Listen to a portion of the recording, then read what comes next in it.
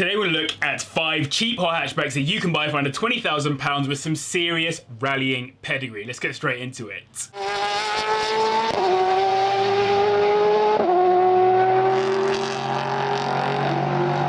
Let's kick this video off with one of the founding fathers of the hot hatch world and a car that propelled Peugeot into World Rally Championship success, the 205 GTI. This car not only gained a huge cult following, particularly around Europe, it became a staple for enthusiast rally drivers trying to take a cheap route into the world of rally. The most successful version of 205 in rallying all-in was the T16, which across its Evo 1 and Evo 2 generations won 16 rallies and won back-to-back championships in 1985 and 1986 under Timo Salonen and Juha Kankkunen during the hallowed Group B era. The mixture of its smaller dimensions, unbelievable power, all-wheel drive and excellent handling dynamics plus some of the best drivers the sport has ever seen made this possible, and it also won back-to-back Constructors Championships for its troubles as well. The road-going version wasn't just loved because of the old win on Sunday, sell on Monday vibe, it had its own charm to it with its lovely distinct trims and the almost unchanging looks, as the body panels remained almost the same for 15 years of production. It was even loved by racing drivers, with Sterling Moss being known to have praised it, and the best examples remain serious collector items. Even Rowan Atkinson had a relatively low mileage one that he sold last year. They come with a 1.9 litre inline 4 engine making 130 brake horsepower, taking them to 60 in 7.8 seconds,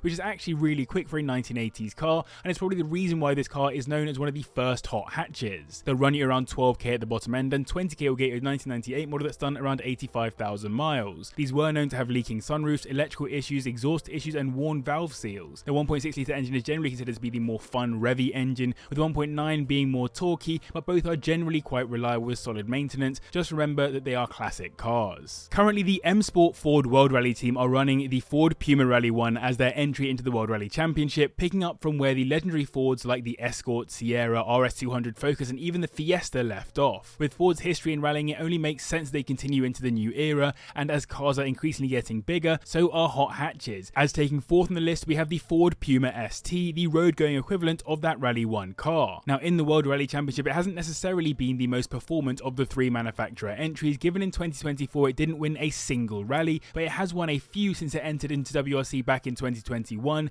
including with the legendary Sebastian Loeb at the helm, when he rocked up and destroyed everyone for the first round of the 2022 championship in Monte Carlo. That being said, I had the pleasure of seeing it bash its way around the stage at Goodwood this year, and my gosh is it an aggressive car, but more on that a little later in this video. The road-going ST is a crossover SUV, so it's a bit bigger than your average hot hatch, and it was in fact Ford's first proper performance car in this class. It had an optional mechanical LSD, matched with all the typical ST performance parts on the exterior and interior to get it looking and feeling that bit more performant. You'll get this with a 1.5 litre turbocharged inline-3 engine, makes 197 brake horsepower, taking them to 60 in 6.5 seconds, which isn't bad for probably the plumpest hot hatch on our list. You'll find these listed anywhere from around £15,000, and 20k will get you a 2022 model that's done around 9,000 miles. They've generally been pretty good on reliability, with owners mostly complaining about the ride being pretty firm, especially for city driving, which is a bit weird given that's what these cars were made for. Cheap feeling interior parts have also been a complaint on them as well, but it's a cheap hot hatch style SUV, what can you expect? I've got something a bit different for you as my third place car on this list, the Hyundai i20N. The car's not different, but what is different is that WRC themselves invited me down to the Goodwood Festival of Speed to step into the Hyundai i20N Rally 1 car alongside reigning world champion co-driver Martin to get to feel just how mental this car is in real life.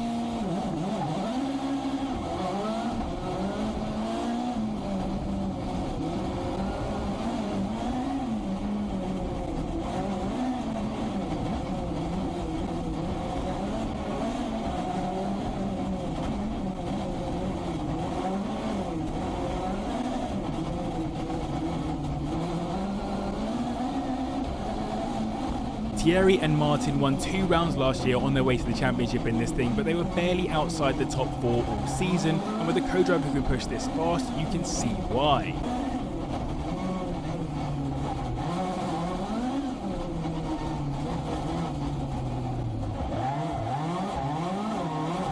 The car was just so compliant everywhere, and the suspension was on a different level. I've driven a couple of top flight rally cars, the Peugeot 206 WRC and the Renault 5 Maxi Turbo, but the technology, safety and efficiency that's gone into this car is on a whole different level. It's effortlessly fast, and so was Martin. Sadly the microphone didn't record, but all you'd have heard was me shouting in amazement anyway.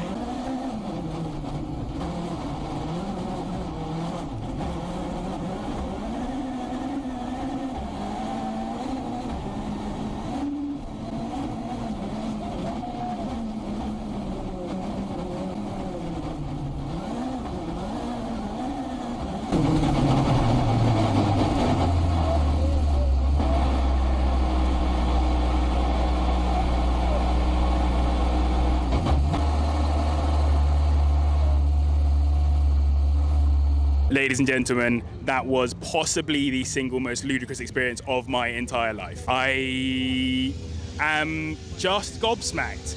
I've driven the 206 WRC, I've driven the Renault 5 Maxi Turbo Group B rally car, and I am just in shock by how planted and how flat out that thing was. My goodness gracious me, boys. Let's get back to the video. The road-going version of this car comes with a 1.6 litre turbocharged inline-4 engine that makes 201 brake horsepower, taking the car to 60 in 6.5 seconds. Not quite as quick as that Rally 1 car, but still decent for a compact hot hatch. It's also got a mechanical LSD stiffening on the chassis, new suspension, bigger brakes, and the M Performance Love on the interior too. £19,500 is the lowest that I could find these listed for, and 20k will get you a 2022 model that's done around 30,000 miles. The most common problems I could find on these were around the exhaust opening valve spring, which can cause a rattle, water and condensation on the lights, rev hang on some older examples, and some poorly painted models which have raised concerns about rust longer term. So I hope you guys enjoyed this video. If you are, then do hit like and subscribe, I'd really appreciate it. And next Saturday, 26th of July, I will be at Gassed on Track. It's held at the Silverstone National Circuit. If you want to get involved, then please do click the link in the description down below to grab yourself some tickets. They are 75% sold at the moment. I'm going to be taking one of my cars out on track at Silverstone. Looking forward to that. I'd love to see some of you guys there as well. Fun for all the family. I'm actually literally taking my wife. Should be great. I'll see you there. If there's one car I'd probably buy from this list personally, it's this, the Nissan Sunny GTI-R. A car that proves age is just a number, that had an interesting excursion into rallying, and a car that earned the title of being the hot hatch Godzilla equivalent. And it very much earned that title with its performance, as these came with a 2 litre turbocharged inline-4 engine, making 220 brake horsepower, taking the car to 60 in 5.4 seconds, so despite its age, it's actually ludicrously quick. Even when it was on the roads back in the early 90s, it would have caused serious trouble to a lot of much more expensive cars, but it sadly didn't cause much trouble in the World Rally Championship. After just 9 rallies, Nissan withdrew their support, which was a real shame, as the car could have had a lot more potential in time if they'd given it a chance. It was rallying just at exactly the wrong time, when the Lancia Delta was on its way to becoming arguably the most successful rally car in history. It did still have some success in the British Rally Championship, showing its potential, with Alistair McRae winning the 1995 championship in one. The road car came as either a Sunny or Pulsar, with the Sunny being the standard UK import, and the Pulsar being the grey market imports for people that couldn't get themselves a Sunny. Either way, you'll be getting one in right-hand drive most likely, given they'd have come over from Japan, and you're benefiting from a car with some serious rallying pedigree, with the fog lamps, bonnet scoop, stripped interior and the likes. £18,500 to get you into one of these, and they're pretty hard to come by, so be prepared to find yourself in a Pulsar GTI-R instead in some cases. Rust is a pretty common issue on these, as are the clutches, which are known to go, especially when the cars have been tuned. They're just not cut out for this car's insane performance. We're doubling down on Fords in this video with the 3rd generation Ford Focus RS, which is a bit of a rogue decision because the 3rd gen Focus didn't actually get used as a race car in the World Rally Championship. It did however come from 2 previous generations of successful rally cars